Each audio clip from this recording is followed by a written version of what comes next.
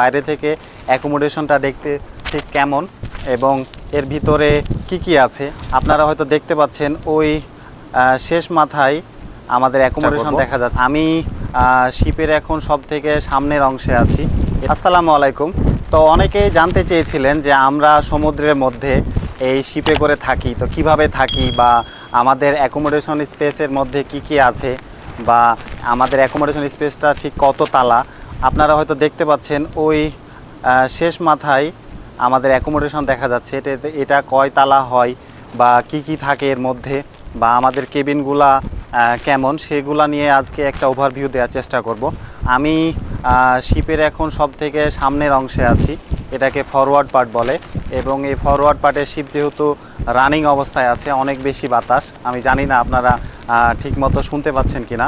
তো আজকে আমি শুরু করব বাইরে থেকে, যে আমাদের বাইরে থেকে অ্যাকোমোডেশনটা দেখতে ঠিক কেমন এবং এর ভিতরে কি আছে। তাহলে আপনারা হয়তো অনেকটা আইডিয়া পাবেন। আপনাদের অনেকেরই প্রশ্ন ছিল যে আমরা জাহাজের মধ্যে কোথায় থাকি বা আমরা কিভাবে থাকি। তো চলুন আজকে শুরু করা যাক। অ্যাকোমোডেশনের ভিতরে আমি আপনাদেরকে একটা ট্যুর দিব। আমাদের পেছনের যে অংশটা দেখতে পাচ্ছেন, এটা হচ্ছে আমাদের অ্যাকোমোডেশন স্পেস। এই অ্যাকোমোডেশন স্পেসেই আমরা নর্মালি থাকি।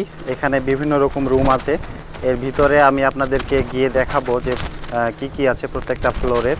এটা হচ্ছে টোটাল 5 তালা। এই 5 তালার ভিতরে একজন এক জায়গায় থাকে। প্রত্যেকের আলাদা আলাদা কেবিন আছে, রান্নাঘর আছে, নামাজের জায়গা আছে, গেমস রুম আছে। তা আমি এগুলো প্রত্যেকটা দেখানোর চেষ্টা করব আপনাদেরকে। আর উপরের যে অংশটা দেখতে পাচ্ছেন, সব থেকে উপরের যে রুমটা, এটাকে ব্রিজ রুম বলা হয় বা নেভিগেশন রুম বলা হয়। এখান থেকেই নর্মালি শিপটা চালানো হয়। আর এর যে উপরের ছাদটা দেখতে পাচ্ছেন, এটাকে মানকি আইল্যান্ড বলা হয় বা শিপের সব থেকে উপরের একটা পার্ট। তার উপরে অবশ্য মাস্ট আছে। এখানে দেখতে পাচ্ছেন যে 2টা রাডার অ্যান্টেনা রোটেট করতেছে, ঘুরতেছে, এবং এখানে অনেক রকম অ্যান্টেনা আছে। তা আমি পরবর্তীতে সেখানে গিয়ে আমি দেখাবো যে উপরের পার্টে কি আছে। তো আজকের এই ভিডিওটা হচ্ছে যে আমাদের অ্যাকোমোডেশন স্পেস বা আমরা মার্চেন্ট শিপের ঠিক কোথায় থাকি। তো এই অ্যাকোমোডেশনের ভিতরেই আমি আপনাদেরকে একটা ট্যুর দিয়ে দেখাবো যে এর ভিতরটা ঠিক কেমন হয় বা আমরা কিভাবে এখানে থাকি। যেহেতু প্রত্যেকটা নাবিক 6 মাস বা 8 মাসের জন্য এখানে আসে, প্রত্যেকে সেপারেট কেবিন আছে এবং এর ভিতরে কি ফ্যাসিলিটিস আছে সেগুলোই বলার চেষ্টা করব। তো চলুন ভিতরে ঢোকা যাক। আমাদের এটা হচ্ছে পোর্ট গ্যাংওয়ে। এই গ্যাংওয়ে এখানে হচ্ছে ল্যাডার।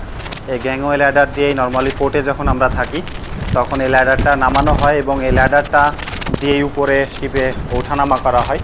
আর এটা হচ্ছে আমাদের অ্যাকোমোডেশন স্পেসের হচ্ছে এন্ট্রান্স।